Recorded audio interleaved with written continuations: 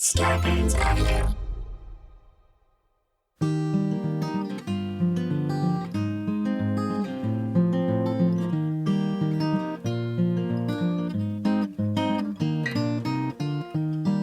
Coming to you live from our houses in Los Angeles, California, it's Nobody Listens to Paula Poundstone, your comedy field guide to life. Tonight, spiders. Whether it's itsy bitsy and going up your water spout or a Goliath tarantula under your bed, spiders scare us, fascinate us, lure us into their webs. Dr. Eleanor Spicer Rice is here to answer our arachnid queries. Plus, what? Another mailbag so soon? Well, when Tony Nita Hull reads through 100 emails from nobodies in one day, she's got stuff to share, including a theme song for Captain Crinkle's spin-off show. God damn it, Bonnie. You got more fan mail than I did. I'm Adam Felber, the man who tries to weave our discussion into a web that captures a topic at its heart. And now, please welcome the woman whose spinnerets always spew out silky irrelevance without any pattern in sight, Paula Poundstone. Hey! Hey guys, how are ya? Welcome, Paula.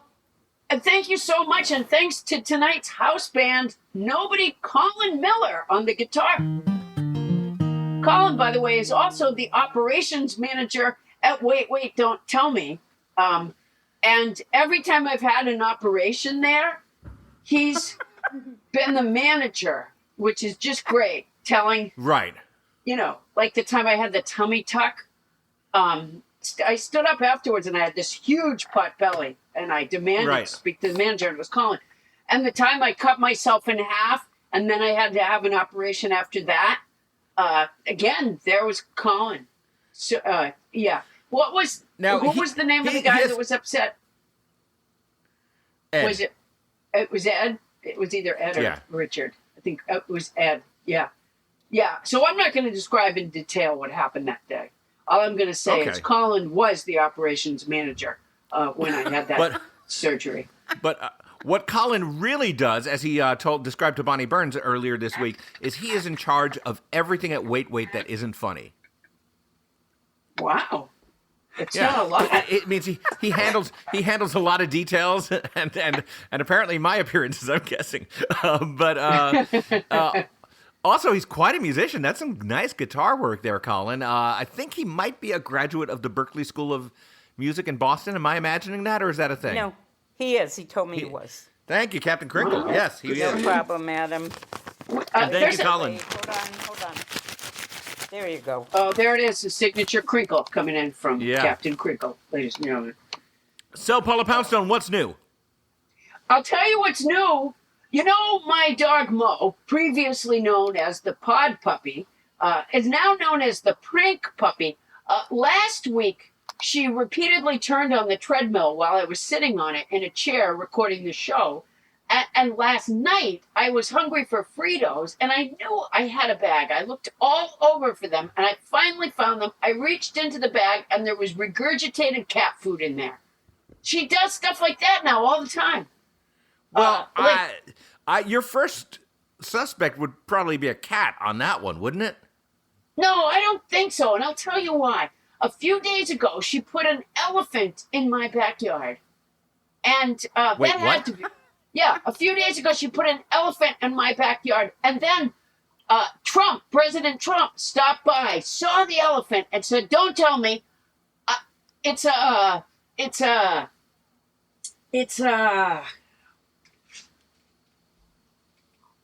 Trump. Yeah. Trump saw the elephant. He said, "Don't tell me." I get it, Paula. I thought he was going to. What it is. Yeah, I get it. So that was clearly Mo that did that. She's just been doing stuff like that lately. The pod prank, the prank puppy. That's who she's become. Yeah. There was something else I was going to tell you. What the heck was it? Oh, I know. I don't know. What? I got the coolest. I know we're doing mailbag at the end, but mailbag. I got the coolest note in the mail the other day, and a package. It's from some fans, Joe and Kathy. Okay. And they sent me these wooden Thomas coins. Oh. And they call them Thomas coins, as in, see, our Thomas coin is Thomas Coyne, but they Right. sent these Thomas Coins. They said that can be left in places that he is not, which is Right. a So brilliant to remind idea our because- listeners, Thomas Coyne was the survivalist back on episode 3 of this show who didn't make it onto our show. We were stuck with Captain Crinkle and Tony Anita Hall looking up how to survive a bear attack because Thomas Coyne never showed. And then after that, he also just ghosted on us. You know, he never answered another email or phone call. Yeah. So we've been engaged in a manhunt. So we've been worried to death about Thomas Coyne. So we asked our listeners at that time to begin searching for him. And listeners have. People come up to me all the time. So one of the techniques that's been helpful is to say where he isn't. You know, if you've looked somewhere. And as you know, I do not consider that to be a helpful technique. Well, you're concerned that we're wasting our energy recording where he isn't. But that's where these coins are helpful, these Thomas coins, because if you look someplace, you can leave the coin, which is great because then someone else isn't looking there again. So that's really helpful. Again, I love the idea of these coins, but there's no they're great. reason why that coin would indicate that he's not presently there. I mean, he's not there when you put the coin down, but there's nothing that's going to stop Thomas Coyne from just showing up and hanging out right on where somebody dropped one of those coins. You know, it's a little bit like testing for the coronavirus, isn't it? Yes, it's exactly like testing for the coronavirus. If you don't have it today, it's not that you're never going to have it. Yeah, exactly. And Right. by looking for Thomas Coyne so much, Yes. that's why we find him more than other countries, because our searching is the best there is, the best in the world, the best there's ever been. No one's ever seen anything like the searching that we have done. No one has done Thomas searching Coyne. like we have done searching. Yes. People say to me all the time. They say to me, and Yeah. to other people, I think, probably, Yeah. possibly, we'll see. But what they say is that our searching is unbelievable. You know. Yeah, people Tremendous have never searching. seen anything like it. They come to me and No. they say, "How could you have been doing all this searching?" That's exactly what they say. And other countries aren't searching for Thomas Coyne. And that's why they That's don't why find we him. have many more places where Thomas Coyne isn't than they do. Yes, exactly. Yes. We have cases of places where he isn't. We have more cases. Yeah, we really Yeah. do. So it's All right, I very think we've similar exhausted science. this. But Yeah. anyways, Yes. oh, Yes. I don't think so. But anyways, we do have those Thomas Coynes, and Right. I think that's a brilliant idea. And I want to thank Joe and Kathy so much for sending those in. Joe and Kathy Osterman, by the way, just in case you were wondering which Joe and Kathy. We've It's had some amazing contributions from listeners lately. I mean, just recently, a listener, and maybe Tony Anita Hall will help me remember the name of this listener, posted a video of the intro to Perry Mason, but altered That was to Raymond be... Burr. That was Raymond Burr. Oh, I'm sorry, Raymond Burr. Raymond Burr posted it? Yeah, that's who sent that in. That was Raymond Burr. Oh, no, I think it was Christine somebody, wasn't it, Tony? It was, I believe, Christine Cox. Okay. Working with Raymond Burr, no doubt, but it had altered the opening to Perry Mason to be the case of the murder of Doug, the intern. Yeah, that was they did. They took Which- the opening, like, what do you call that? It's not the credits. What do you call that part that begins the show? The cold open, No, that's not the cold open. No, the theme part- song, It's the the part tease. with it's the part. No, it's the part with the theme song over top of it. But where The they titles, the opening titles. no, thank you very You're much. welcome. See, Captain Crinkle has been in Captain the Crinkle. business for quite a while. People, right? you know what? Jackson. Now that we're talking about the contributions of our listeners, and thank you so much, all of you, Christine. That was an amazing title sequence. Yes. She put in the episode's name was Doug, and then she put in where Perry usually hands the judge some sort of document. It's Adam's book, which of course was in the crime scene when Doug was killed. Oh my gosh! Right. When I mentioned Doug being killed, I shudder a little bit.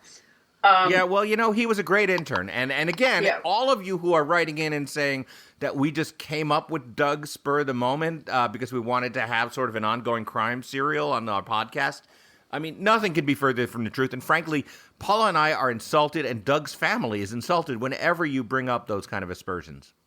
Yeah, I'm insulted. Do you want to know how insulted? Tune in next week. How? By the way, just so everyone knows, Bonnie Burns has been my manager for it's incalculable. I would have to cut her in half and read the rings to know for sure, but it's been like over 26 years, and she's done. She's the best manager there ever was, and she's done a fantastic job. No doubt. Yeah. How do you get a podcast like this without that kind of management? You can't get a podcast without a manager. Are you kidding? Absolutely not. You can't. Okay, remember Burgess Meredith in Rocky? She's better than that. Bonnie's better than that. Yeah. Yeah, that's pretty amazing. Yeah. As long as we brought up Bonnie, let's do our weekly Around the Horn, find out how everybody's I feel enjoying terrible. their... I forgot to even ask how those guys were. My mistake. You guys. We do that every week since the coronavirus started. Bonnie Burns, Captain Crinkle, Paula's manager, our I producer. have a stomach ache. Why? Really? I don't know. I have phone fright. I'm not. What do you mean you have phone I'm fright? not You're a prepared. manager. I know. You have phone fright? That part, I think. You're afraid I to... do that part well. Now, Bonnie, was this going to be your contribution for What's New, Bonnie? Or is this just a... or is this just some random neurons firing? Yes. We could yes. stop now. No, what do you have? That's... Well, my daughter took the dogs and the cat to the vet. That's how much I've moved, gotten out of the house. And let's see. And that's not at all, because that's your daughter getting out of the house. No, that's my point. And outside of that, I've just been home. There's my update. Okay, thank you. Okay, Moving you're on. welcome. Thanks for tooling around. Hi, everybody. Hi, Bonnie. Okay. Boy. Tony Anita Hall, take us away. What's happening? Well, not much. No. But Did Bonnie's daughter take anything of yours to the vet? That's usually a good go-to. it is a good go-to. We were, you know what? We were in a crossword puzzle. Oh yes, that's a good thing to bring to the show. Yes, our podcast was in a crossword puzzle. Yep, it was in the Los Angeles Times and also the Washington Post. We were a clue. Very exciting. You want to read the clue? Yeah, so the clue was nobody listens to blank Poundstone comedy podcast. Now, I love this that we made it onto a crossword puzzle. Yeah, it's very I do impressive. too. Yeah, it's just because of that great managerial work. Well, that's what I was going to say. You wouldn't have made that crossword puzzle if I hadn't have made the deal for you to do the podcast. No, absolutely. That's absolutely true. And if it weren't for your daughter taking your pets to the vet, Thank you. yeah, it's a whole, you know what? This is sort of like It's a Wonderful Life. You never know how your life is affecting someone else's, you know? Right. Because Bonnie's cat was pooping all over the house, Bonnie's daughter took the pets to the vet. Do you see what I'm saying? It's one thing that leads to another. So really, our thanks here is to Bonnie's cat. Yeah. Why Bonnie's did cat's she digestive tract. Why did she take them all to the vet? Well, they were due for their shots, the two dogs, and the cat is pretty old. And let's see, I can't remember what was wrong with them. I think it was, that he wasn't pooping, actually. Oh my gosh, trade ya. I was going to say, I think the pooping is in your house. Yeah, it is. Yeah. Yeah. Oh my gosh. Yeah, let's Sorry. trade cats. That's a good idea. I Yeah. want to go back to talking about the crossword puzzle. All right, the Oh, crossword okay. puzzle. And Yeah. leave behind pooping cats. Yeah, that was 30. That was 38 across. Is pooping blank. Tony, just cats. no. 38 across was Paula. Tony, what about the down questions? You want to read us the down questions Yeah, of that course. spelled out Paula? Okay, 38 down is honey or sugar. How many It letters? starts with a P. It's 7 letters. It does start with a P, But I'll it's- give you that. And it starts with a Honey P. or sugar. Honey or Starts with sugar. Huh. Honey or sugar. Oh, I remember this one. I got that one. Sugar. It's, Pet names. you guys want me to tell you? Yeah. I don't. It's pet names. Yep. Oh. Pet name? Pet name. Oh, like Sweetie Pie? Yeah. Yes. Yeah. Like, don't be a Oh. Bonnie kitty doesn't cat. like it. Pet name, honey or sugar. Well, I wouldn't have come up with that in a million years. Okay. Me neither. You know, when your cat poops all over the house, you don't call it honey or sugar. Well, it's a different kind of pet, Paula. Oh, pet name. Oh. Okay, Yeah. this is I- gross. it's na- This is is it- gross. Oh, she's got I something have to gross ask to say. this. All right. Wait. Okay, so Ed's when going my to be cat... so upset. No, it is. I have to I'm ask already this, though, upset. Paula. Bonnie is And all the time interrupting we've with, known each other, this is but gross. Okay, it's gross. So So you Then why are we cannot say it talking if you about want. it? no, I have to ask. Okay, Do so you? when our cat poops, the dogs lick his ass. Do your dogs lick your cat's Why are we ass? doing this? I'd like to go on Bonnie. vacation. Like land. It's like asking Bonnie a question on the show. We should do it later in the show because it's like uncorking a champagne bottle and there's no getting that cork back in. And remember when she didn't want to talk? Remember when she was Yeah. like, oh, yeah, I have Take me back. Take me back. Just 20 short minutes ago, she's like, "Oh, I hate this. I'm scared of microphones." And now she's like, "Does your dog lick your cat's ass after it poops?" God we- damn it, Bonnie. We had a listener who wrote in a complaint that I said like something really gross one time, and it caused his gag reflex to go off. His name was Ed. That listener's name was Ed, and Ed right Yeah. now is heaving. Yeah. We might not be the show Yeah. for Ed. And wait Yeah. till he hears my answer, which is not if I get to it first. Oh!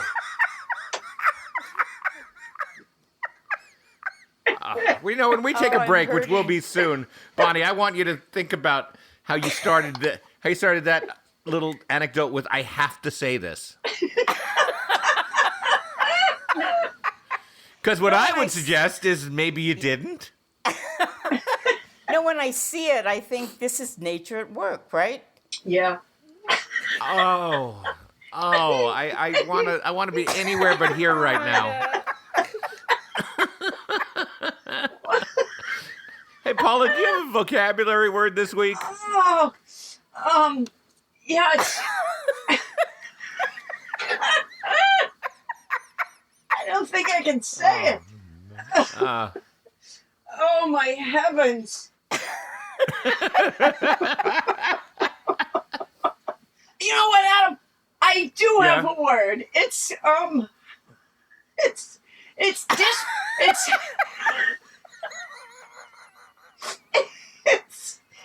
I'm crying.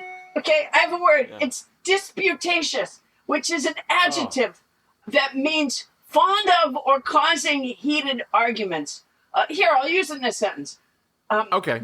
My cat Theo is quite disputatious in her exchanges with my dog Mo, who Theo regularly slaps rapidly in the snout. Disputatious. All right. And Adam, hold on a second here. Wait. Oh, I had to get ready. I'm surprised that you didn't know the word disputatious. That sounds like one that you'd be able to at least divine by context. So often when I say the word, you'll tell me if it's a good word, or you'll say you're surprised that I don't know it. I'm not putting out words that I knew already. The words are words that maybe I've heard it before, but I wasn't exactly sure. Or just, I don't know, words that I didn't know. I don't have a big vocabulary. Well, I'd say that you do now. Don't I wish? I mean, after all these months of Word of the Week, and with your amazing mnemonic. Well, that's my goal, is so that, because the pandemic is taking a toll on my memory, it's a lucky thing that I have the vocabulary song to help make disputatious, for example, my own. Here's this week's word is disputatious. It's an adjective that means fond of or causing heated arguments. Fuck you, I don't want your 2 cents. Last week's word was inveigle. It's a verb that means persuade someone to do something by deception or flattery. I love you, Mom. Will you buy me a new phone battery? The week before that, we had revivify. It's a verb that means give new life or strength to someone or something. It happens when you eat a ring ding. Going back before that, we had parlous. It's an adjective from old use or humor. It means dangerously uncertain, precarious, like a maskless idiot with a virus. And not long ago we had incommodious. It's an adjective that means causing discomfort or inconvenience, like when the meaner maid doesn't show any lenience. Let's never forget gallimaufry, which I pronounced wrong until nobody James Hyder corrected me. It's a noun that means confused jumbler medley of things. Hodgepodge, who's podge? Adam doesn't think my song is replicable, but I do. I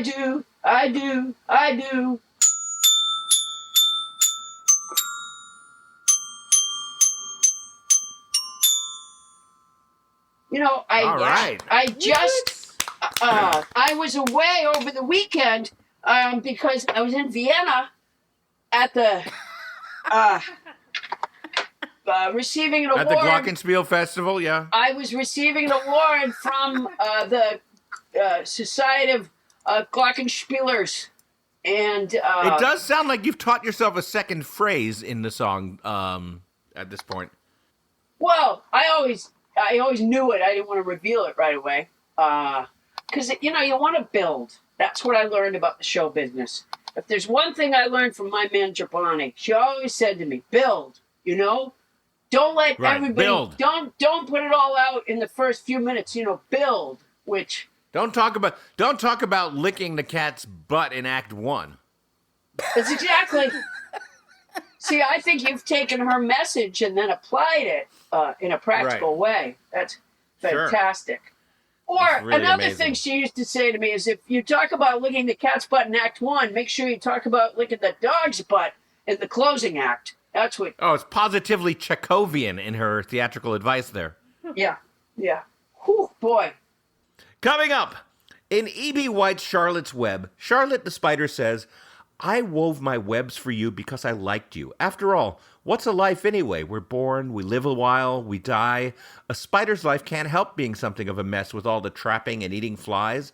By helping you, perhaps I was trying to lift up my life a trifle. Heaven knows anyone's life can stand a little of that. Dr. Eleanor Spicer Rice will open up our eyes to the amazing life of spiders that's coming up when we return to Nobody Listens to Paula Poundstone.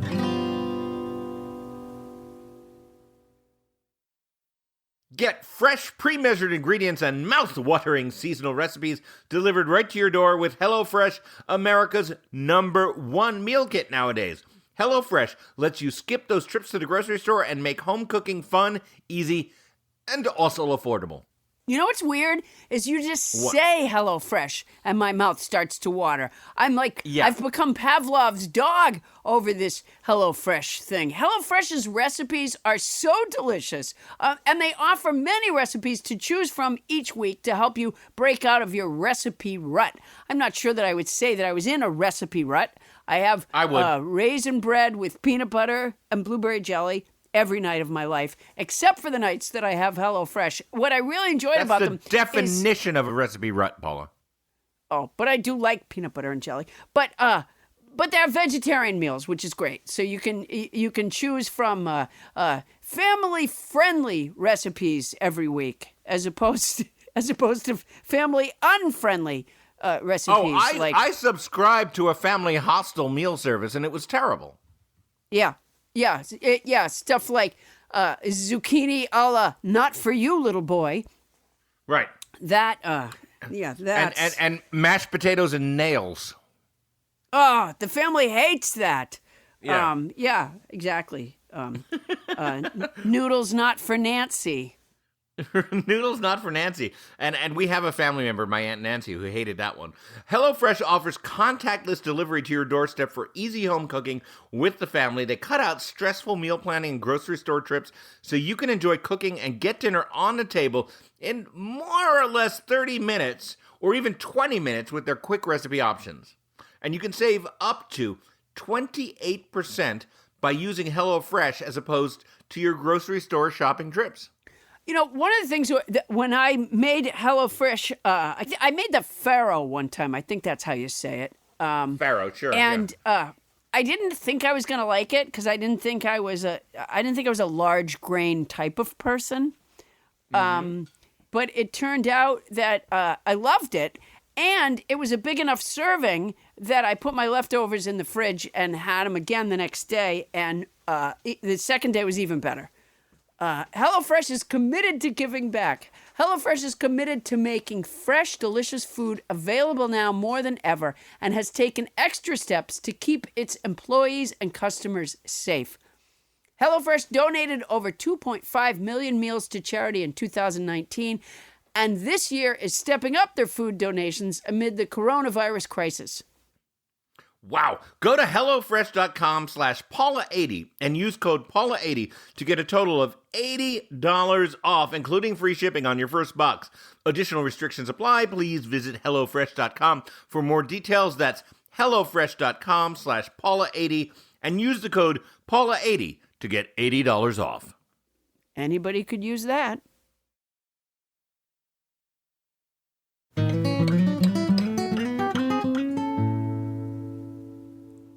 On this day in unremarkable history, Robert E. Lee said, "Well, I guess that's it then."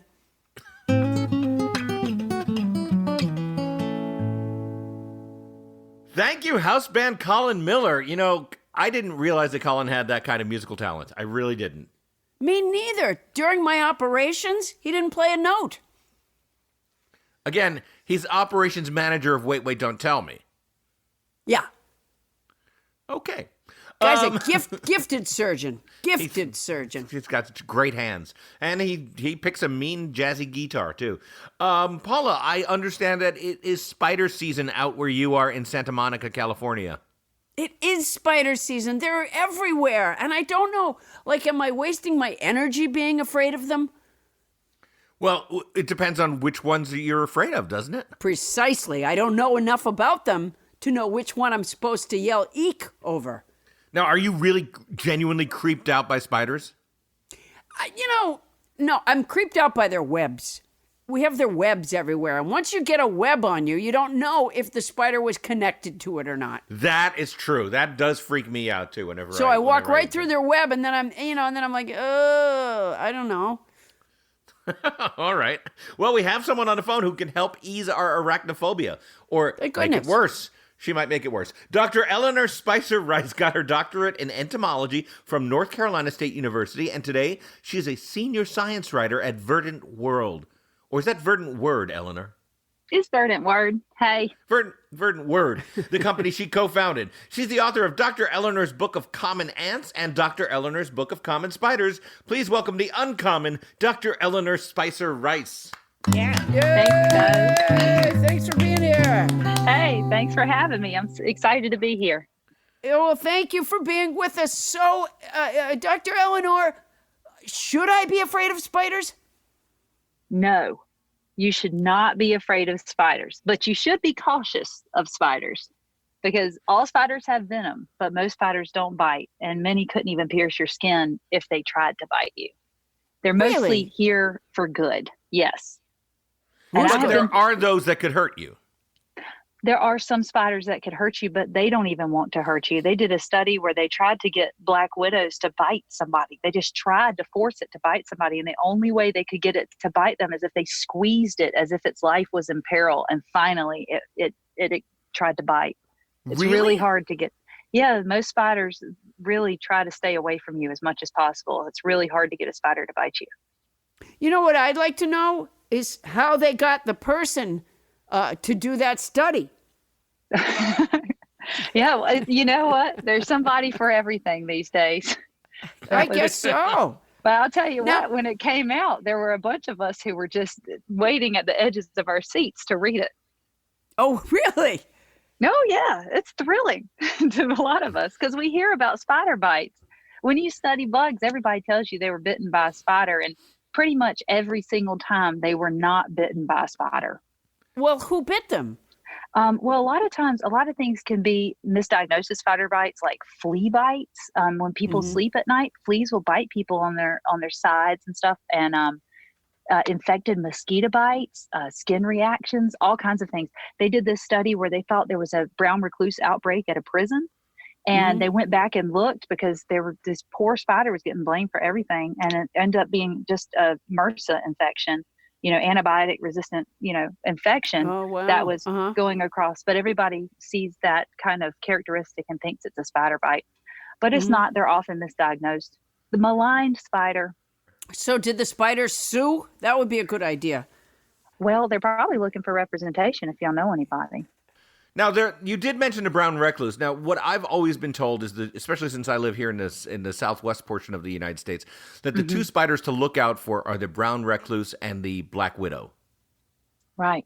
So those are the two most venomous spiders in North America, but many of us live outside their range.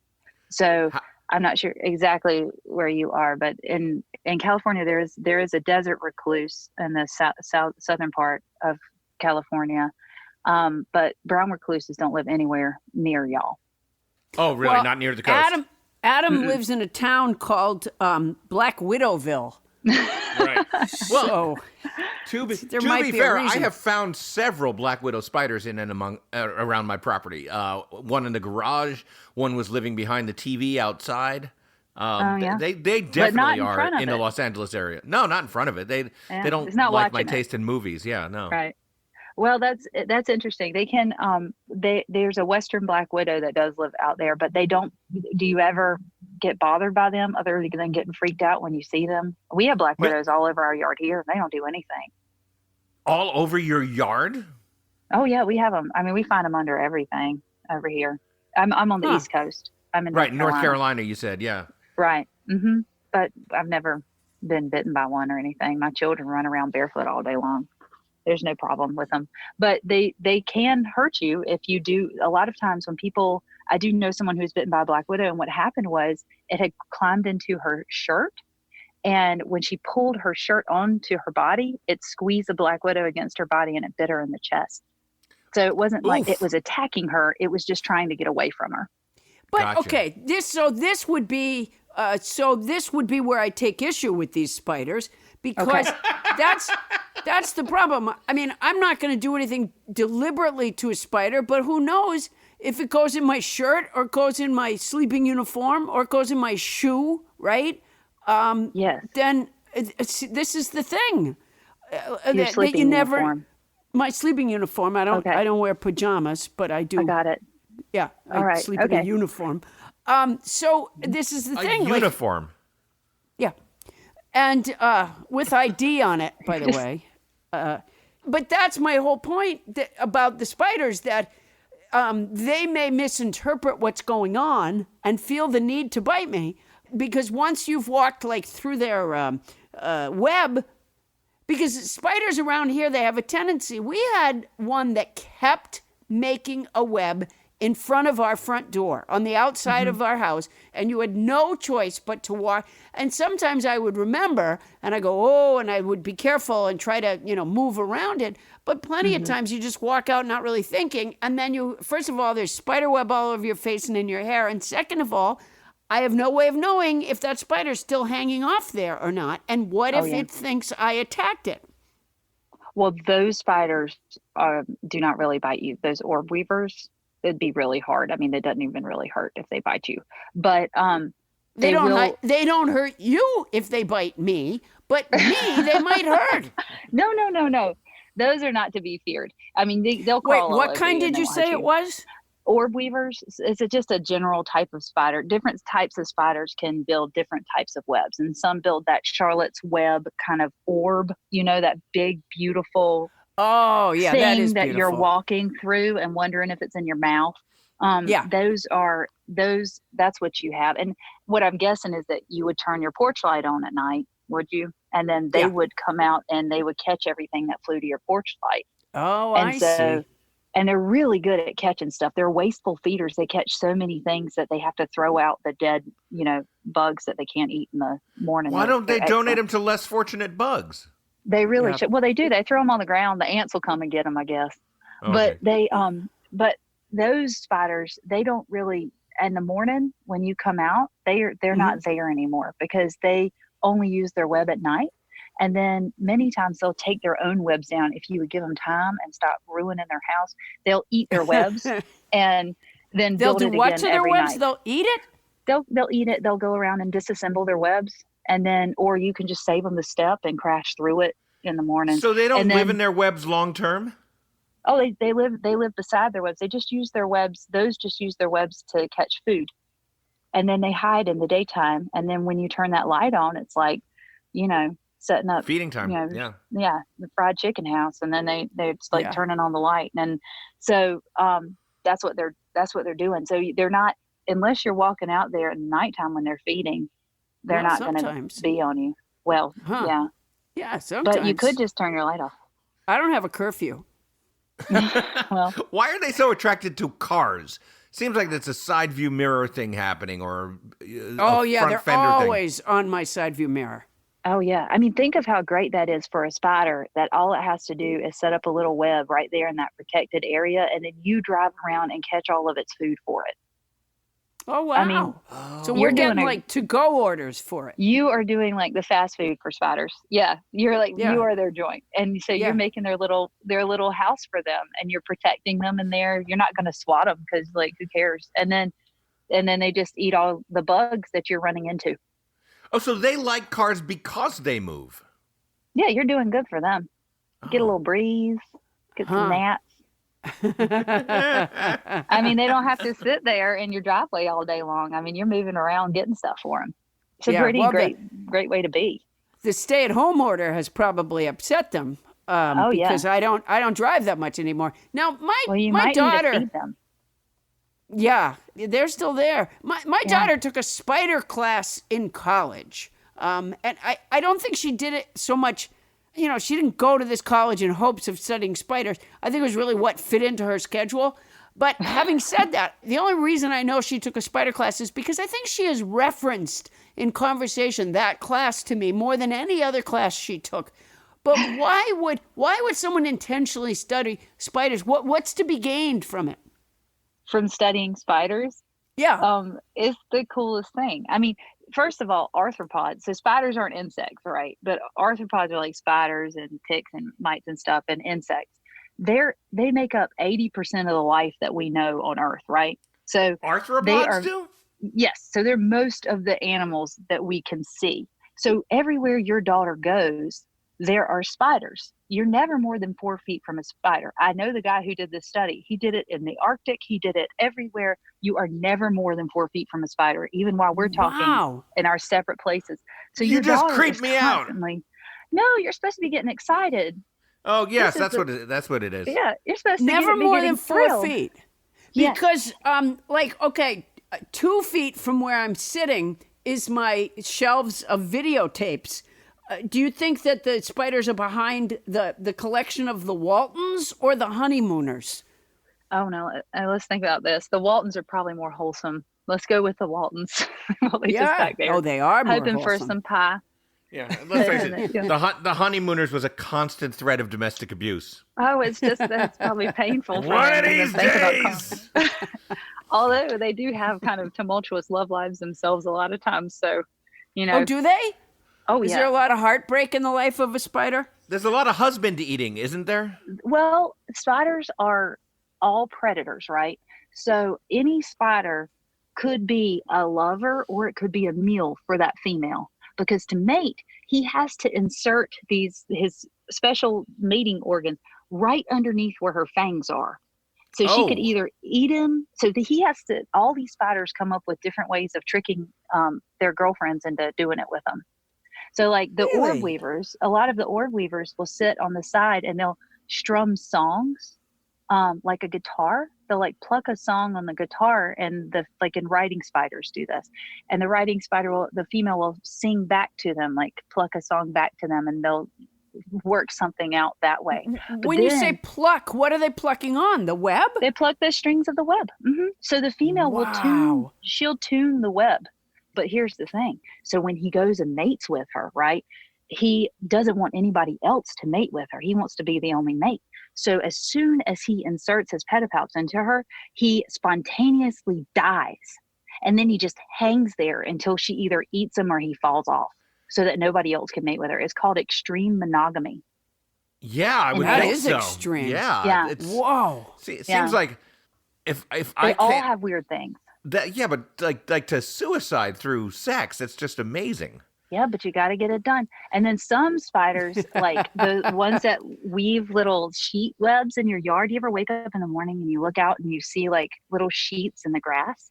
Yeah. Those spiders will come up and they have these like sexy web flexings. So they'll flex the web like a mattress, and the female will come out and she gets hypnotized.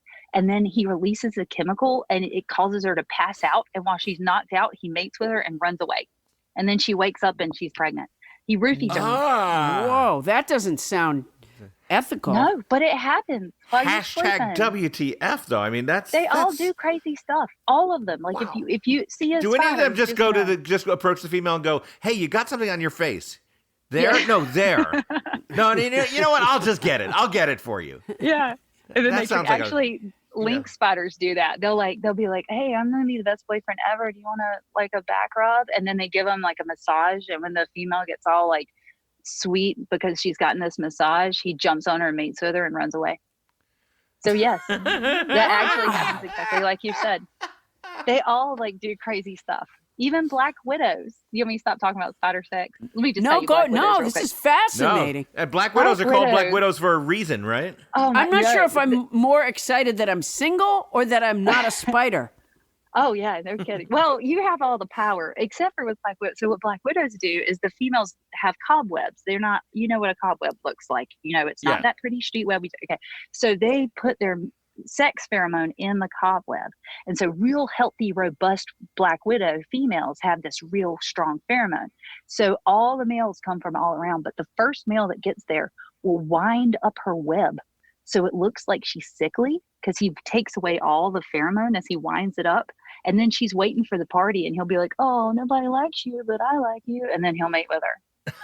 He tricks her. He's like that terrible boyfriend that like, makes you feel real bad about yourself so that you'll stay going out with him. Wow. But does he then get killed in return? Not always, no. Black widows don't eat their mates as often as they are as said to eat their mates. They will sometimes if they're hungry, but not every time. Huh. Wow. Well, you would think then that one of the first mating questions from the male would be, "Are you hungry?" Well, that's what they do on that web plucking. They'll pluck it and they'll say, "Are you hungry?" And if the female runs after it, they run away. Oh, wow. Jeez. So they're not really lesson learners. Like, don't you think that if humans could figure this out about spiders, how come spiders can't figure it out about spiders? Why do the females keep falling for these tricks or the males fall for tricks? It's just this beautiful situation. I mean, but have humans learned it about other humans? No. I mean, No. No, they have not. No, that's a good it's point. easy to, Very good I point. bet the spiders behind the Waltons are like peeking out at y'all every night. And I'm like, Why haven't they figured it out? Yeah, I think you're right. Yeah, wait till they hear about 2020. Yeah, spiders all over the world are like, they're morons. Yeah. All right, now, if I find a spider in my house and somebody is here, years ago, then people always go, don't kill it. And by the way, I never kill it. I always grab them in a Kleenex and take them outside, and then I just sort of dump them. But does a spider even survive that when I dump it out of a Kleenex onto the grass or onto the pavement? Aren't they hopelessly dislocated from their home if you do that? It really depends. Well, first of all, the best technique for picking up a spider is to take a clear glass and put it over the spider and then slide like a postcard or something underneath it. That way you're staying as far away from it as possible and it hurts the spider less. But yes, fewer than 5% of the spiders that live in your house right now have ever been outside. They've never seen the outdoors. Most of them are there to be with you and to help your life. Now, when the seasons change, sometimes you get some that wander around and accidentally make it into your house. And a lot of those are the ones that can really freak you out because they look real big and freaky. But yeah, when you put a lot of them outside, they don't do too well in the outdoors. So what should I do? Just leave them alone. They're going to try to get back in anyway. They're not doing anything. All they're doing is helping you out. So they've done the studies on people's homes. In what way are they helping me? Well, they eat your pests. So in people's houses, they've done studies on people's homes, and the average house has more than 100 species of arthropods living in it. The average house, not dirty houses. Species is different types of arthropods. So it's not 100 bugs living in your house. It's 100 different types of bugs living in your house. Okay. So I may as well live outside. You might as well, but your house is this beautiful, crazy ecosystem, and spiders are a top predator and they're a really valuable part of that ecosystem. So they're going through your house and eating all kinds of junk that you don't even want to deal with. And it's not just the spiders that you see. Sometimes it's a lot of times spiders that you don't see, that you don't even realize are there. I have this great spider. Can I tell you about the spider that lives on my ceiling in my bathroom? Go ahead. Y'all have them out there. I have a spitting spider in the ceiling of my bathroom, and this is why they're so great. They're so neat to watch. But what they do is they don't really like to hunt, but because they don't like to get near things to attack them. So what they do is they hurl these venomous death loogies at their prey, and the prey gets covered in the venom and the ook and can't move, and then it runs over and it'll eat it. So, and you probably have those in your house too. They're one of the most common spiders in North America. Well, I don't want that kind of spider in my house. That's gross. No, you can. No, it's adorable. You should see their little faces. And Bonnie already has a dog that licks her cat's butt. I mean, this is disgusting. Why do we have to do a callback to that? Because this was gross too. This whole spider thing is going to upset Ed. Oh, Ed, I think Ed has long stopped being a listener to Nobody Listens to Paula Poundstone. Ed, if you're out there, we really do want to hear from you, by the way. We want to hear how these last couple of weeks have been striking you and this interview. Dr. Eleanor, we had a listener write into us that he was upset that I had said something really gross. And so when he hears this spider loogie story... Oh, no. That's it. That's the end of Ed. Poor Ed. Yeah. I'm sorry, Ed. Well, the American Quakers had a proverb, and that was, if you want to live and thrive, let the spider run alive. And that works unless, of course, you're a fly. Then the spider's parlor is not such a happy place. But stay tuned, everyone, to hear more about your favorite arachnids when we return on Nobody Listens to Paula Poundstone.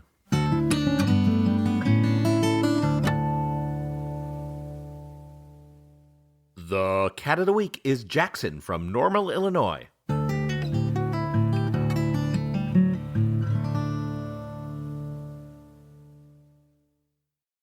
Is there something interfering with your happiness or preventing you from achieving your goals?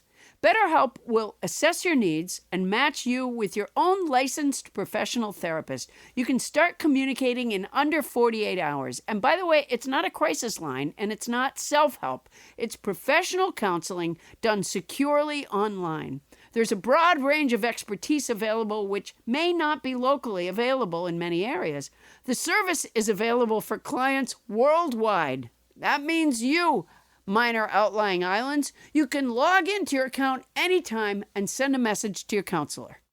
You'll get timely and thoughtful responses. Plus, you can schedule weekly video or phone sessions so you won't ever have to sit in an uncomfortable waiting room as with traditional therapy. BetterHelp is committed to facilitating great therapeutic matches, so they make it easy and free to change counselors if needed. It's more affordable than traditional offline counseling, and financial aid is available. BetterHelp wants you to start living a happier life today. Visit their website and read their testimonials that are posted daily at betterhelp.com/reviews. For instance, extremely helpful and very supportive. I wish I knew about this app and had Megan as a counselor sooner. Talking with her is something I am very grateful for, and I look forward to our weekly chats. See? Here's another one. In just a short time, Mary has made a huge impact for me. Her style is compassionate and direct, driven by concrete steps and strategies to move into a better space. I look forward to continuing to work with her on healing and growing. See? So visit betterhelp.com/Paula. That's better, H-E-L-P, and join the over 1 million people taking charge of their mental health with the help of an experienced professional.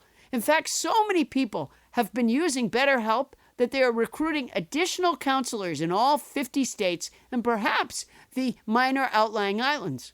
Nobody Listens to Paula Poundstone listeners get 10% off your first month at betterhelp.com/Paula. That's better, HELP.com/Paula.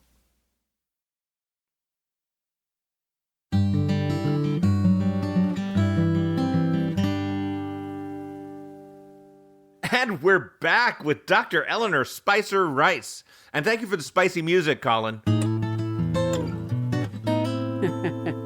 Yeah, Colin. So, Dr. Eleanor, you mentioned earlier that each kind of spider, not every kind has a different kind of web, Well, yeah. right? No, they do. So the webs are kind of like fingerprints, right? So Really? But there's different types of spiders in general that build general webs, like the orb webs and the cobwebs and those little, sheet webs that we were talking about. And then each spider that builds a web will have its own web. But many spiders don't build webs at all. They're active hunters, like wolf spiders or fishing spiders.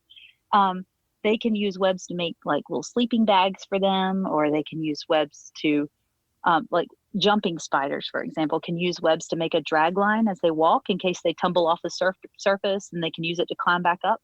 So a lot of spiders don't have webs at all to catch prey. There's a kind that's all over my back porch, and I call these particular webs Escher webs. Instead of making the orbs, they make these squares. Do you know what I'm referring to? No, I know. Oh, okay. All right. Then I don't know. I know that some spiders do that, but I don't know which species you have back there. Yeah, and they're not like symmetrical.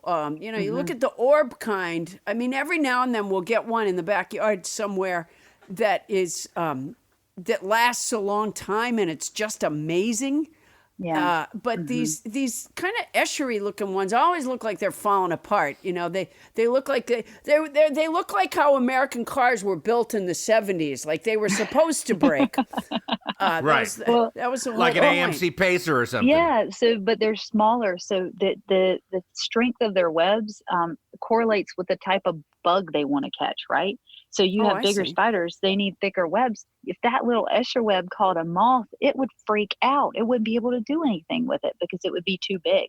So they have to build their webs exactly right to fit to catch the kind of prey that they want to catch. Oh. And they can use webs for all kinds of things. I mean, in terms of like prey capture and stuff. And they can shake the webs to see if somebody's, there or not. And we use spider silk, or we used to use spider silk a lot too, because it's very, very strong. And so What'd you use it for? Well, we all in World War I and II, they would have black widow factories where these people would keep just black widows in little jars, and they would harvest the silk from them because silk is so strong, but it's also so straight. And they would use it to make sights for their weapons. So they would use those for the crosshairs for the weapons. And I never knew that. The crosshairs in like rifles were Black Widow silk. Mm-hmm. Yeah. Wow. And they had whole factories where mostly women would sit there all day and just pull silk out of the butts of black widows. Okay. Did there ever be dogs that would lick the? Paula? I'll let Bonnie Down. ask. You know what, Dr. Eleanor, I'm 60 years old, and I realize there's nothing you can do about that. But here's the thing.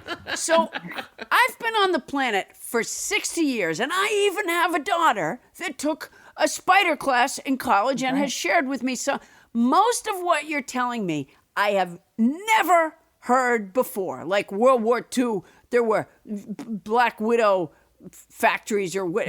I've never heard this. And I read, not a lot, but some. And I talk to people and I watch the news and the occasional nature show. How much of this shit are you making up? Oh, well, you'll have to find that out later. I mean, it's just crazy to me that I've never heard any of this. My daughter, But Allie. people don't talk about spiders except for your daughter. Yeah. I mean, people are scared of them. Yeah. 20% of us have like genuine arachnophobia. What is that about? Really? Why do we have it? Well, they've done some studies say that we could be genetically predisposed to fearing spiders, just like we are to like, just to save us from things. But most of the studies that have been conducted say that we teach each other to be afraid of spiders. They freak us out. And so, like when I was little, somebody told me that my granddad was bitten by a brown recluse, which I now know is totally impossible. But I was Right. terrified of spiders. Like up until I was an adult, I was so afraid of spiders. I So almost what wrecked my flipped the car. switch for you? I wrote a book about spiders and I learned what they were doing. I mean, as with most things in life that we're afraid of, when you get to know it, you realize that it's actually pretty fascinating. With humans too, just people you're afraid of or being afraid of experiences or something. When you get to know what's happening, it's fascinating. Now, what about the big ones? What about the ones that really freak people out? Like, I'm talking about tarantulas and on up and above, like those giant ones you see in pictures of from Australia and stuff. Those don't creep you out? No, they don't creep me out anymore. They're just neat little things that are doing stuff. No, And so, tarantulas are not neat little things that are doing yes, stuff. they are. They're No, really neat. tarantulas They're neat. are They build really little creepy. hammocks for themselves so that they can molt. And they're really So they are. can They're mull? really neat. What do you mean by mull? They molt. Oh, molt. Excuse me. Oh, Well, Yes. they live a long time, don't they? Like some of the bigger Some of spiders them, really yeah. do have long The lifespans. males, yeah, the males only live a couple of years, but the females can live like 30. I mean, they can live a long time. And some spiders that live in your house can live a really long time. Most spiders only live about a year, but like some phyllostatiid spiders that many of you have running around your houses can live, 12, 20 years. And they're Really? I mean, they are your housemates. Yeah, some of them were there before you got there, and they might be there after you leave. you know what? If they're my housemates, there are some dishes in the sink right now. You got to tell them. They can have at it. I used to Yeah. work a club many, many years ago in Raleigh, North Carolina. So wait, you might know this club. Charlie Goodnights. It was a Charlie comedy Goodnights? club. Yeah. It's the only comedy club we have here. Yes. Yeah. Well, they used to have in the downstairs dining room, they used to have big, like, tanks, aquariums. And in them were tarantulas. And one time I was there and I had dinner before it was, time to tell my little jokes. And while I'm down there having dinner, somebody happened to notice that the tarantulas weren't in one of the tanks. Oh. Yeah, that makes for a rough meal and not a fun show. Yeah. No. They're like, uh-oh. Oops. Did they find it? No. They're probably check 4 your feet away luggage? from me now. They could be in my luggage. My daughter, Allie, one day she was outside and she starts screaming with excitement. And I went out and she had found a jumping spider. And she said, these are so cute. You have to look at this. Wonderful. And we got a, magnifying glass so I could see. And they do. They have these little faces. my It kind of God, was they are adorable. They're so So- cute. They have those giant eyes. Oh, can I tell you something else about them? Please. When they mate, we were talking about how spiders mate. They have little love dances for each other. And the dances are for each species has its own little song and dance because they have really big eyes so they can see. A lot of spiders are pretty much blind. Those that live in webs and stuff can't see very well, but those that can hunt like jumping spiders. So they have these little things where they'll lift their little butts in the air and they'll shake it in the air while they tap out a little song on the ground for the female. It's so cute. And so that's their own song. It's their own language, species to species. But they also have their own dialect. So like the jumping spiders in your yard, if they talk to a jumping spider of the same species from a lot farther away, they might not be able to understand each other as well because they have their own dialect within their jumping spider language. Wow. Wow. Isn't that beautiful? So is there some of them that don't pronounce ours? Probably. Yeah. Like Bostonian spiders? Yeah, exactly. Yeah, I'm a spider. I'm a spider. I've been living in your yard for a long time. Yeah, you know what? I seen some other spiders in your car, right in your side view mirror. Yeah. I can move them from your car if you want. It won't be hard. Yeah. Yeah, you know what we haven't had? Fucking spiders. So I could go for a fly right now. Who's with me? I like it that you describe, very much like my daughter Allie, when you even hear the term jumping spider, you jump a little yourself. Oh, yeah, they're so cute. Yeah, and that's how she describes them, as cute. But I do have to say that when you see them like through a magnifying glass, the little face, you just can hardly believe. Oh, they look like they've got mustaches. Yeah, that nature had that kind of attention to detail. Oh, yeah. It's wonderful.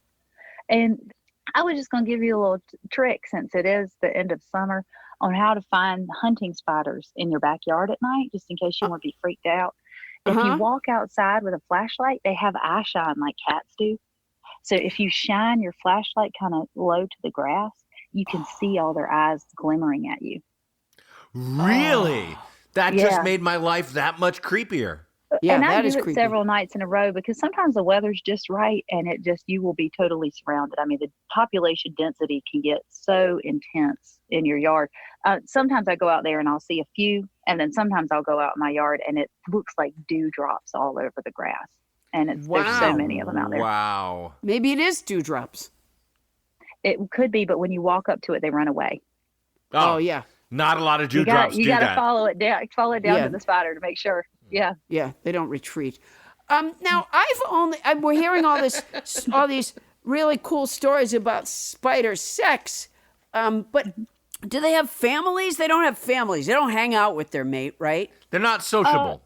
Well, it depends. Like crab spiders, these spiders that live in the heads of flowers and stuff, they have this like terrible boyfriends also that like jump on their backs once they finally get up there, because they have to wander up and down flower stalks until they find a flower that has a crab spider on it. So once they get there, they're not going to let her go. So they're kind of clingy boyfriends. They hang out with her until she's like finally going to lay her eggs. But there are spiders like wolf spiders, that the ones I'm telling you that you're going to see in your backyard, they hold their babies on their backs for a long time until they're ready to go away. So a lot of times you'll see a wolf spider with spiderlings just packed on her back, and she just walks around with her little baby spiders until it's time for them to go somewhere. But they came from eggs, right? Yep. So they carry the egg case around with them, and then when they hatch, all the babies come out and crawl onto her back, and then they just stay back there until they're old enough to go away. It's pretty cute if you look at it, but if you are afraid of them and you kick one and hundreds of spiders, start running all over you, that's your own fault. So those are really cool, and you can see those now. I've started seeing them now. Now through about September, you'll see wolf spiders, mamas with babies on her back, and but a lot of spider babies, what they do is they need to disperse across the world, right? I mean, they need to get away from the web because their mama could eat them, because their mama can't see very well and she doesn't know who's who. So what they do when they hatch is they go to the highest place they can, and they release a little tiny filament of silk into the air. And the wind and the Earth's electrostatic fields cling to that filament. And they pick the baby spider up, it's called ballooning, and they carry her away to somewhere else. And so...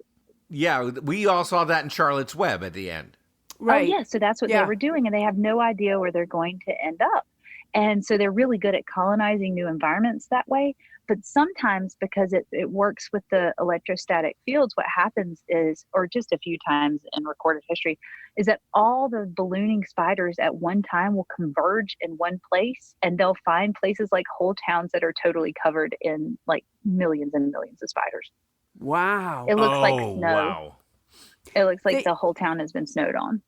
They usually, because basically they're leaving the nest, they're moving out. Right. And so usually, especially in August and September, they will stop by Target and get all the Extra supplies. long sheets. Yes, that's right. The extra long sheets. Yeah. Well, this is amazing. It is Thank amazing. you so much. Now I'm scared to even be alive. Well, no, you're supposed to be thrilled. I'm a little scared and a little thrilled. I'm gonna take a flashlight to the backyard tonight and figure out which I am. All right. Thanks to Dr. Rice, we've learned that much of what we thought we knew about spiders was a web of lies. And now, Dr. Eleanor, we're going to take the information you gave us and run it through the old Poundstonator. Paula? Colin Miller, first of all, thank you so much for stitching me up. And now, if you could give me a little background music, I will tell you what I've just learned. Thank you. Perfect. Well, I'll tell you what. That was fascinating. Dr. Eleanor, you taught me so much. But I have to confess, it may have been pearls before swine, because there's only one fact that's gonna really stick in my head, and that's the one that says you're only 4 feet away from a spider at any given time. You know what that means? I don't see any spiders, so that means that right now a spider is spying on me. I'm standing in the middle of my office/bedroom, and I am gonna turn in every direction and look exactly 4 feet away from me until I find that spider. I look to my right, and there's the honeybee book that I got out of the library before COVID, and we'll have to launder Russian oligarch money from Deutsche Bank in order to get a loan big enough to pay the library overdue fee. And I still haven't read it. I'll bet it's behind that book. No, not there. I turn a little further to the right. I'll bet it's behind the turntable or the fax machine or under the answering machine, which would explain my outgoing message having been changed to, "You have reached a big fucking spider. Leave a message quick. I'm gonna have sex tonight and I'll probably be eaten." No, it's not there. I know, it's behind my glass-framed Where Angels Go, Trouble Follows movie poster. Let me get a clear glass and a postcard. I'll get it. Ah, shit. Not there either. Neither is Thomas' coin. Let me put this coin here. I turn a little more to the right. It's gotta be behind these alphabetized videotapes, directly 4 feet from me. Stardust Memories, Strangers on a Train, Streetcar Named Desire, Stormy Weather, Stir Crazy, Sunset Boulevard. If it's behind that one, I'll name it Max. Sweet Smell of Success, The Taking of Pelham 1, 2, 3, Take the Money and Run, A Tale of Two Cities, Tampopo, Taxi Driver, Tender Mercies, This Land Is Mine. Not here either. No spider. See, Dr. Eleanor was wrong. Ah, shit. That was metric. Start over. Well, she is the author of Dr. Eleanor's Book of Common Spiders. Dr. Eleanor Spicer Rice, thank you so much for coming on our show. That was a delight. Thank you both. Y'all were a delight. I really appreciate it. All right, thanks so much. Take care. Stay safe. Thanks. See ya. Bye. Coming up, we have an entry in the contest to compose a theme song for Captain Crinkle's spin-off show. And how come nobody's writing a theme song for me? Tony Anita Hull opens up the mailbag. That's coming up right after this.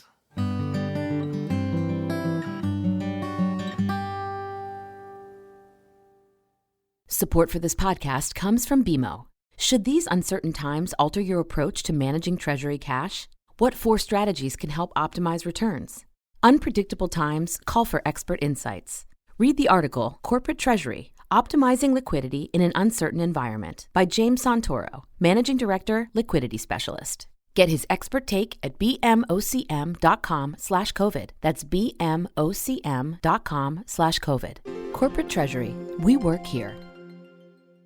Hey guys, Randy Sklar here. I want to talk to you about what I'm wearing under my pants right now, and they are my favorite underwear in the world, and they are Mack Weldon's. Mack Weldon makes the best men's underwear and clothes, but the underwear, I'm just telling you, I've never had underwear like this in my life. I've worn them so much. They bring me so much comfort. They feel good. I can sweat in them and don't stink. I'm just telling you, I exercise in these things. I wear them all the time. I feel great on stage when I'm wearing them. I started wearing the silver. That's my favorite, is the silver pattern, or I don't even know what you call it, the silver type. And I literally got rid of all my other underwear when I started and bought 8 pairs of silver. So I'm telling you, they sponsor our podcast, but I would use this stuff no matter what. They're just, they are made so well.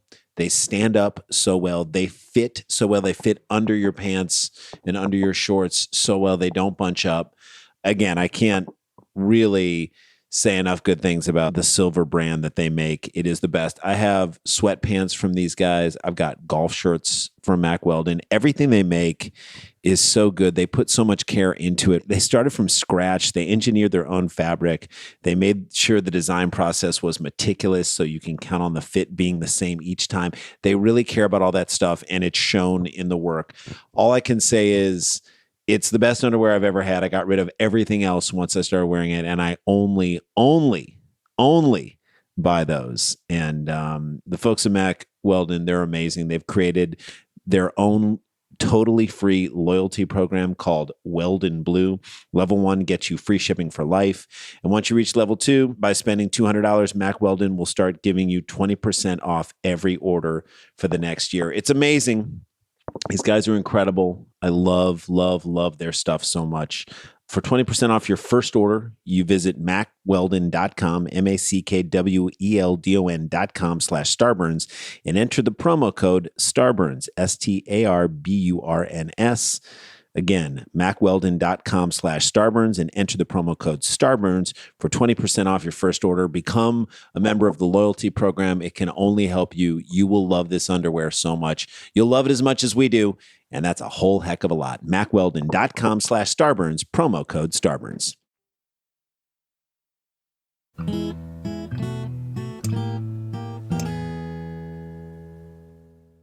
Fun fact, research has shown that young children ask a question every 2.5 minutes, averaging about 300 questions a day. And in America, 90% of those begin with the words, "Can I have?"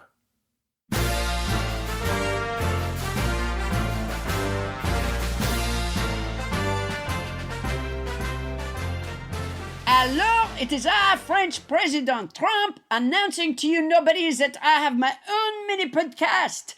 The French President Trump Weekly Presidential Press Conference. It drops weekly on Fridays at 2 p.m. Pacific Time, 5 p.m. Eastern Time. That's a 3-hour time difference, which I calculated with no scratch paper, no calculator, because I am a very stable genius. It's like nothing anyone has ever heard before. No other president has been able to do a mini podcast like this. Lincoln tried, but he couldn't get it done. So listen to moi take questions from the press every week. People are saying,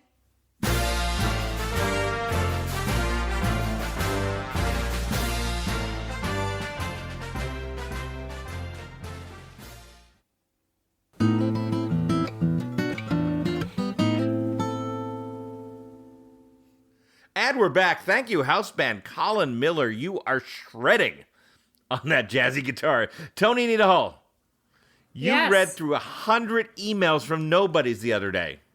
I did. How was that experience? It was loads of fun. I do love hearing from our nobodies. They're the best. All right. Well, you know, that necessitates a segment that we love. Ladies and gentlemen, it's time for Mailbag. Mailbag.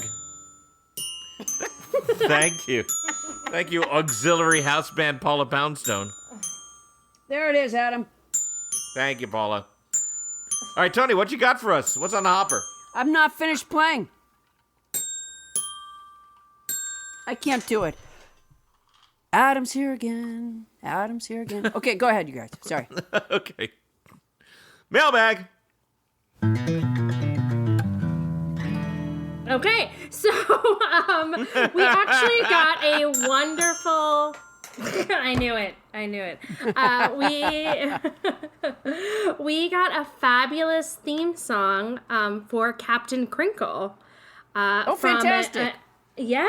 Because a couple of weeks ago, we debuted a sort of a demo of her eventual podcast. Yep, exactly. And I put on Facebook, I asked for some theme songs, and we got one from Nobody Sydney Atwood. And I have to tell you, it's a treat, so I'm going to play it for you now. Welcome to 4 painful hours of life that you'll never get back. Ask for a story, she'll Google a fact. It's a big Alamofrey of talking and blocking out, staying on track. Emperor go I've got an inkling there'll be lots of crinkling, especially if something important is said, like... Sorry, can't hear, there's an earbud in here. Just make sure to hide bubble wrap when she's near. And if you should long for a song to be honestly famous, don't count on her iTunes career. She fought with the captain in gloomy trench bottom. Still one fateful day, 'twas the Gouda that got him. In her conversation ain't scrawny, but goddammit Bonnie. Goddammit, Bonnie. My Bonnie lies over and over again about trivial shit, Paula's jokes she don't get. But don't throw a fit, please just listen to this. It may just resemble a runny word dump, but at least she's still way more coherent and funny than President Trump. Won't he know? Wow.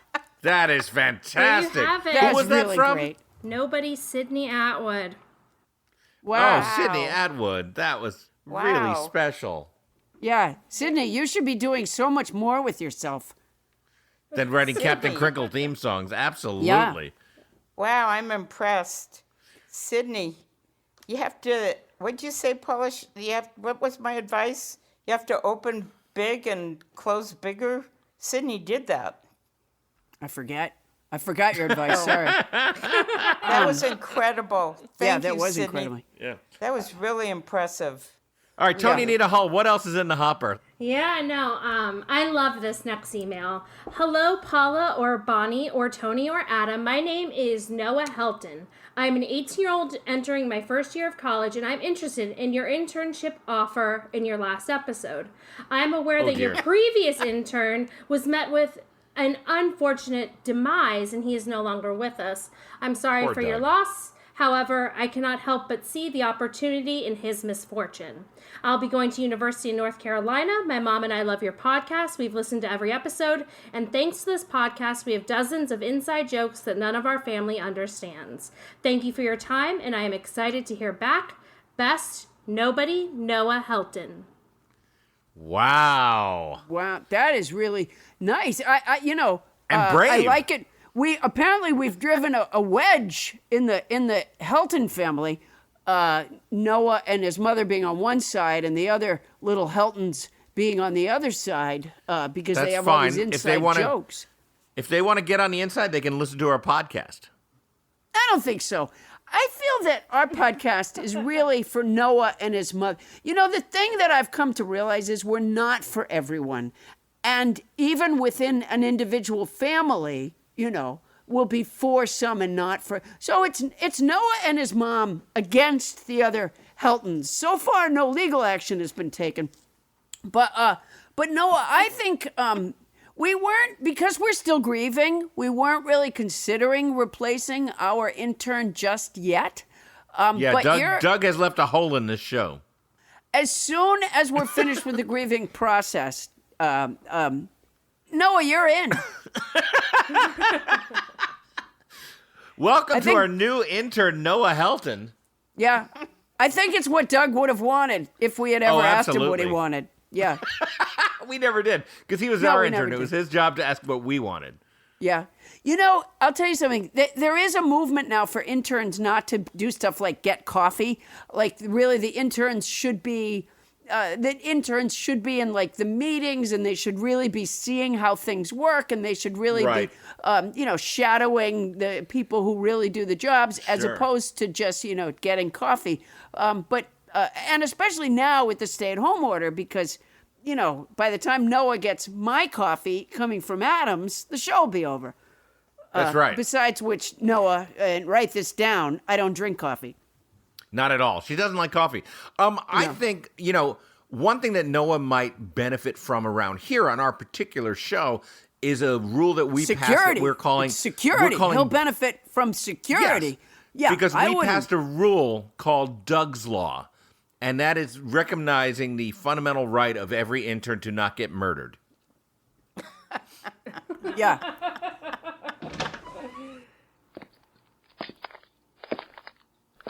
Oh, hey. Hi there. Excuse me for a second. Excuse me. Hi, what are you doing here? Put a mask on. You're in my house. Who are you? Oh, yeah, I'm sorry. You got me. I shouldn't be in here, I guess. I'm so sorry to interrupt, Miss Poundstone. I'll just be on my way. What are you doing here? I'm sorry, miss. I should have introduced myself. I'm Detective Tom Delano from the Los Angeles Police Department, and I don't mean to bother you. I was just poking around. Do you have a warrant? You're not allowed to just poke around my house. I asked myself that same question. Here I am, investigating the murder of an intern that was killed miles from here. So what am I doing at the home of the lady who hosts the podcast he worked on? Wait a minute. You mean Doug the intern? Am I a suspect? Oh, no, ma'am. No, ma'am. Absolutely not. Oh, no. Geez, no. I'm sure you're very broken up over this. I am. Oh, yeah. Oh, there. Oh, don't. Oh, please don't. Oh, geez, Miss Poundstone. I'm really sorry if I caused you any pain over this. That's Ms. Poundstone. I'm not married. Oh, really? An attractive girl like you? What a shame. Oh, I'm sorry. That was out of line. Yeah, go fuck yourself. And why are you wearing that trench coat? We're in Santa Monica. I know, it's a habit. My mother bought me this trench coat years ago, and whenever I'm on a murder case, I tend to wear it. It's not a big deal. I'm just gonna show myself out, okay? Yeah. Yeah, would you? Thank you. Yeah, over there. no, totally I'm not going near you. I'm staying 6 feet I'm- away from you, so go over there. No, I'm leaving, but, Miss Poundstone. I got a dog in the backyard that could fucking eat you. I love dogs. You should... yeah, you but won't like this dog. She does a lot of pranks. Okay. Miss Poundstone, before I go, though, one more thing. Yeah, what? What, Detective Delano, what? I keep coming back to this book that was on the floor next to poor Doug's bastion head. I mean, if this Adam Felber is a suspect, why would he use his own book as a murder weapon? I have absolutely no idea. It does seem a little clumsy now that you mention it. Clumsy, yes. That's exactly the word I was looking for. Gee, you're really good with words. Thank you. You might want to move. There's a spider 4 feet from you. Well... Oh, geez. The reason I'm so good with words, sir, is that I have a helpful and informative vocabulary song that I add to every week. Well, what do you know? Isn't that interesting? My wife, she loves those vocabulary songs. I'm going to tell her to listen to your podcast. Well, thank you. You know what? It's one listener at a time. Yeah, that's right. One at a time. That's exactly how it's done. Word of mouth. I know, right? But, on that topic, about this book by Adam Felber, well, just as a top of my head question, a lot of people might have a copy of that book, right? Well, it was definitely well reviewed. Right, and I'm sure as his friend, you have a copy, right, Miss Poundstone? I do. I have a copy. He gave me a copy. Would you mind very much giving me a look at that copy? You know what? This room is a mess. I was just looking for a spider. I don't think... I don't really know where it is right now. I got partway through it and I couldn't understand it. I don't... I can find it. Okay. I definitely do have it. If you're thinking that my copy of the book is the one you found near Doug's head with the divot in his head where the corner of the book fits in exactly, then you're barking up the wrong tree. Oh, I assure you, Miss Poundstone, that was the farthest thing from my mind. I thought maybe there was an autograph in it or something like that. Anyway, I was asking for no reason at all. You know what? That's better 5 go. feet. We're supposed to be 6 feet apart. Would you? You're back right. up? You're right. Yeah. All right. I'm gonna go. All right. Yeah. But you know, Miss Poundstone, one more thing. Good day, detective. Oh, and take this search warrant with you. Oh, you don't have one. Never mind.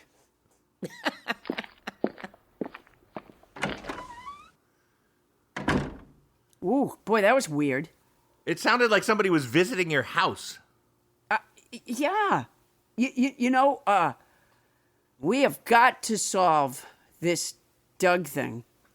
Well, if we and our listeners don't do it before these detectives do, I fear for all of us. You know what? I'm worried about Noah. Yeah, our new intern, Noah. Hey, Tony, let's get back to that mailbag. What else you got for us? Okay, here we go.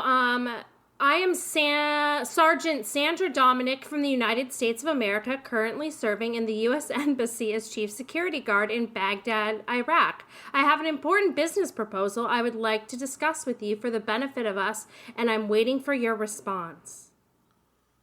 All right. What? Well, first of all, Sergeant Sandra Dominic, is there any way you could leave your post there in Baghdad, Iraq, and come protect Noah? Because he's gonna be fine. It's just we already had a tragedy, and right. So I hope it's not too much to ask of Sergeant Sandra Dominic to abandon her post with the United States military to protect an intern in North Carolina. All life is precious, Adam. Okay. I'm so curious about what her business proposal is. Yeah. Sandra, I guess the first thing I'd ask is, Tony, do you think this is on the up and up that Sandra Dominic is the chief security guard in Baghdad, Iraq? Absolutely not. Okay. You don't? Boy, I fell for it. Hook, line, and sinker. In fact, Me too. I sent my Bitcoin to Obama. So I apparently just fall for stuff. Wow, me too. Well, Sandra, now that you know we're easy marks, please send ahead your business proposal. Yeah. Oh, because if there's anybody I want to go into business with, it's somebody who lied their ass off in their email. And gets away with it. Yeah, absolutely. Let's do this that. This is perfect. Yeah. Yeah. All right, Tony, more? Let's continue to hit that mailbag. Yeah, Paula, Adam, and crew, thank you for continuing to produce this podcast. During your planning meetings, where Paula and Captain Crinkle are both, quote, off the clock, how far off track do those conversations go? That's from Michael Schulman. Michael, oh my God, they Michael. run like a finely tuned machine, those conversations. Yeah, if the machine is called the irrelevantator. No, what we do is, it's like we're going through files. We begin with a topic, and when we go around to each person and say, would you like to share your views on how we should open the show this week? You have 30 seconds, and in 30 seconds, that person is done. Yes, and then somebody says, do we want to do that? And Bonnie says, what? I wasn't listening. And Paula says, that's because you're multitasking, and multitasking doesn't exist. And Bonnie says, it does exist. And I say, so let's just hear the idea again so that Bonnie can decide whether she agrees with it or not. You know that CarMax online car sales thing? Bonnie bought a car one time during our meeting and insured it and got extra tires. There is here's what happens, Michael. I, by the way, generally speaking, stay quite focused. But the others, it's like a dog that is laying in the yard and then all of a sudden smells a smell. Anytime a word is mentioned, like something will get said and they all pretend that they're listening to the conversation, and then it turns out they're Googling it, right? Assholes, you hear them laughing. That's exactly what they do. Like, it'll be something that's not even important at all. It'll be like, I don't know. Somebody will go, well, are all the Bee Gees still alive? And then we're like, okay, let's just keep moving on. And then slowly but surely, the Bee Gee information begins to surface as if they just had it in their head, like, no, I don't believe that the Bee Gees are alive. It's so annoying. And I should add, this is a little tip or a little nugget of trivia that you wouldn't know, is that the meetings are nominally being run by our writer, Ken Lezebnik, the guy who's almost never on the show, though you might remember the vastly successful summer serial from last year, Ken Lezebnik's America.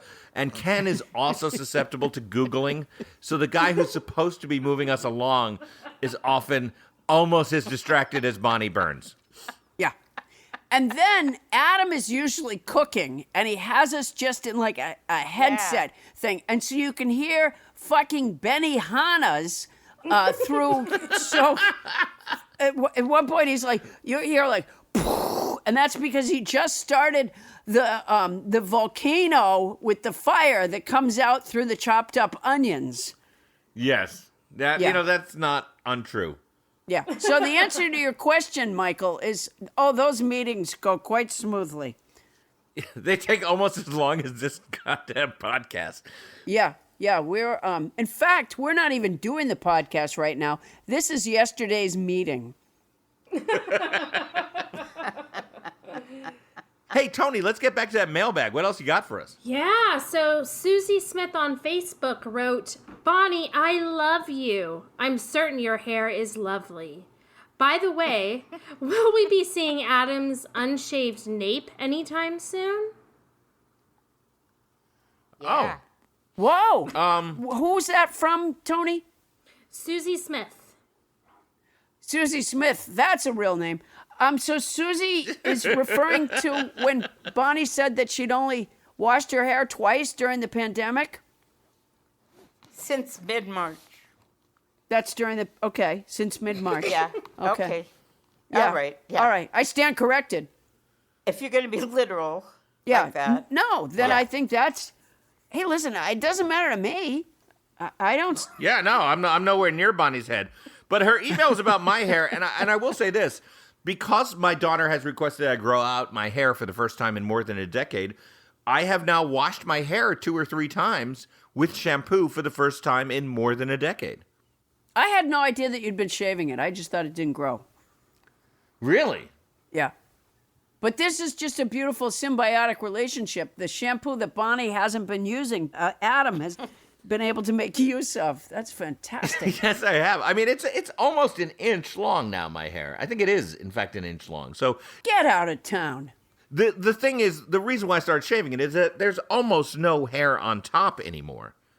But I have a luxurious side mane. Oh. Yeah. What was that? I stopped. Yeah. Well, I haven't cut my hair since the pandemic. And I think I'm never going to cut it again because I was so annoyed by those people that were protesting for the stay-at-home orders to be lifted because they were like, we need haircuts. And I just think, what the hell is the matter with America? We are the wussiest people in the world. So my hair has gotten longer and longer. And the only real drawback to that is it is constantly in my mouth. I don't know how the hell cats stand it. Every time I turn one way or the other, like my hair goes in my mouth again. Honestly, I have fur balls. Wow. That shouldn't be. You shouldn't have fur balls. It used to be that at night I would be in my bedroom and I could hear my cats out in the living room going like that.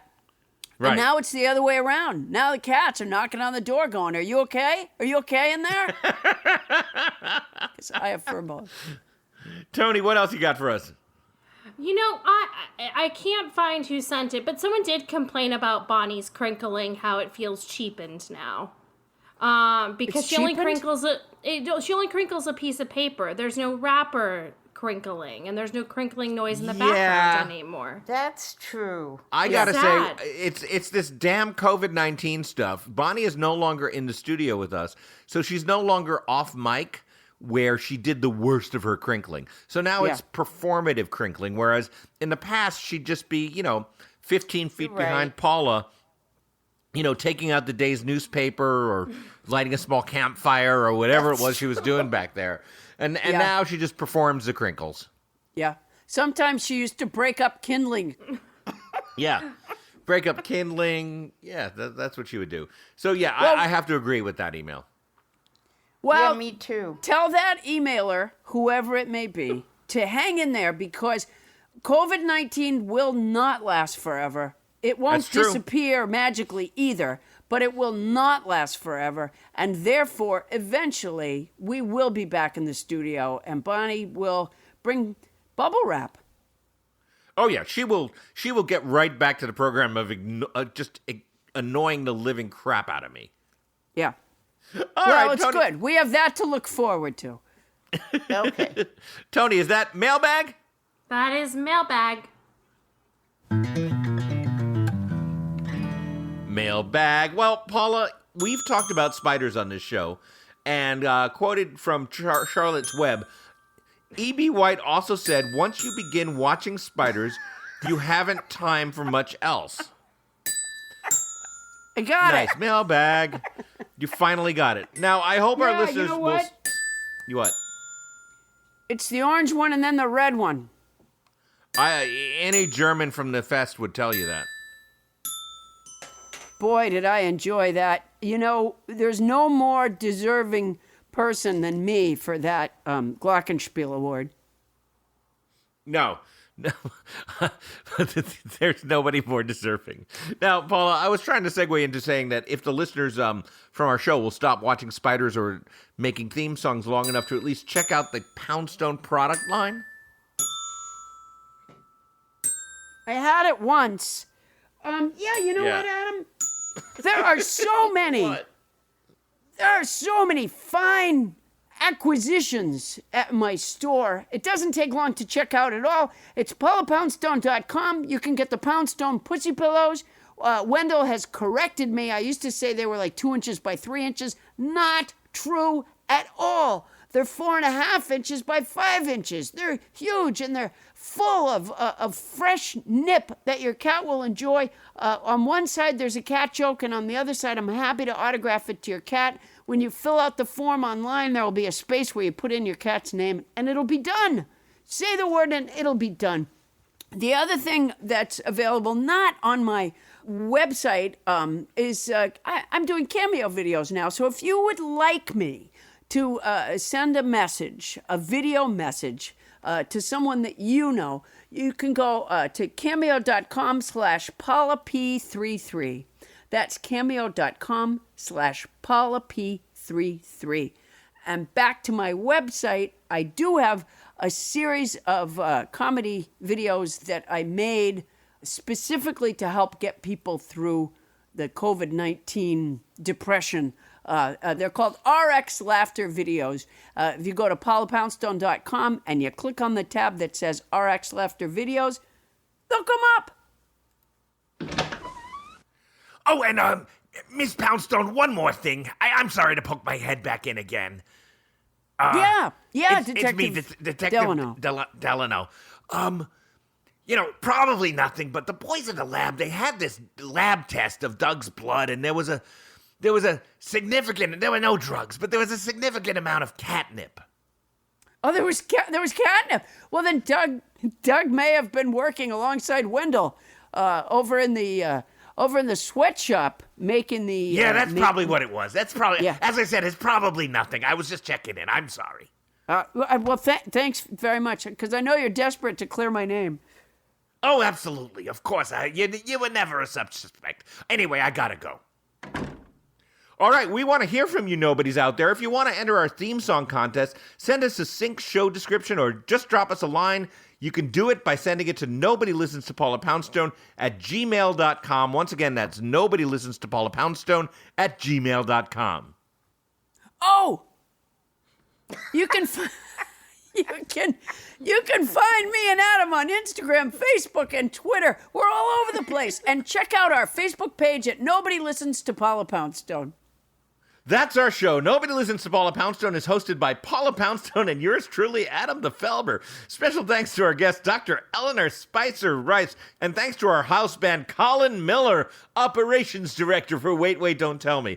Our show is produced by Paula Poundstone, Adam Felber, Bonnie Burns, Ken Lazebnik, and Tony Anita Hull. Mixing by Michael Hoagie. Starburns production by Land Romo. And thanks to former intern Doug and to our new intern, what's his name again? Noah.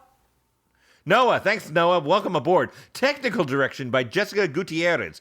Transcription services for the show provided by Transcribe Me, a premier internationally used transcription service. Use code Paula Poundstone when placing your order at transcribeme.com to receive an expedited service. That's our show for tonight. Won't somebody please listen to me? Wow, Paula, that detective showed up at your house twice. He's sniffing around. That's the thing.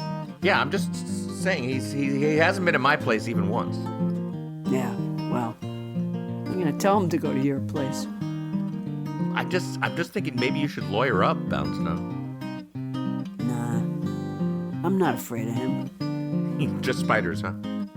You know what? He walked like 4 feet from where I was. That detective was at one point standing 4 feet from where I was. And you know what that means? He might have killed He's a spider? Oh, he killed the spider. Yeah. I didn't want to freak him out, but like, there's got to be a spider right under you. If you're 4 feet from me, there's got to be a spider right under you. Unless That's I'm the what spider. statistics say. Unless I'm his spider. And he's yours? Yeah. This thing goes deep. Yeah.